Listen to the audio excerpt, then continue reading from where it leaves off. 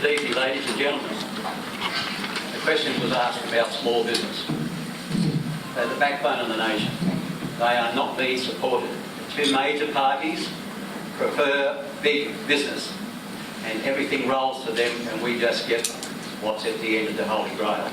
It's not good enough, and they'll promise you a lot. The Liberals are saying that if they get in, it's more than likely, much more than likely, that they will grow the economy and it will look good by the third year.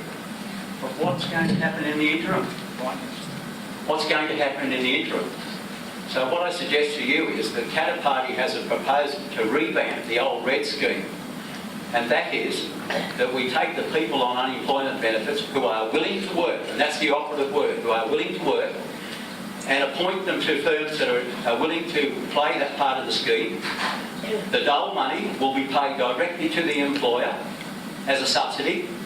The employer will top up the wage by another 200 to make it 500 gross, less pay tax and pay the on costs of superannuation and workers' comp. The employer will also get an extra, those employers that cooperate with this scheme, not those who don't, will get an extra 5% off their company tax or the self-employed's tax. This way it's an incentive to get the country working. What you've got to understand is it's a circle.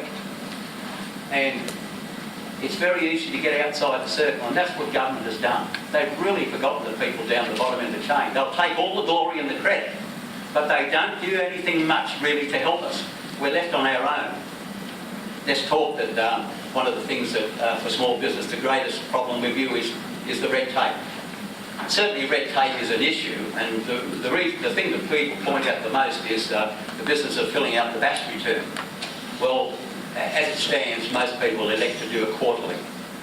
I would be surprised if there's not a small business that doesn't have their books on the computer.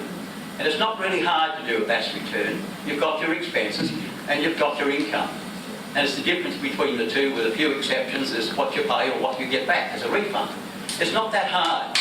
And I think if people don't use the computer, they don't use technology in their business, I think it's about time you did, because you can't be spending hours and hours and hours going through paperwork trying to recode what the situation is.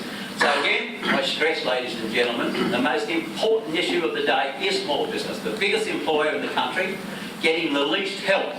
And don't say, come back to me later and say, Brian, you told me so. I'm telling you now that the big parties have to recognise there is a need that needs to be met, and I don't, quite frankly, think they're capable of doing it.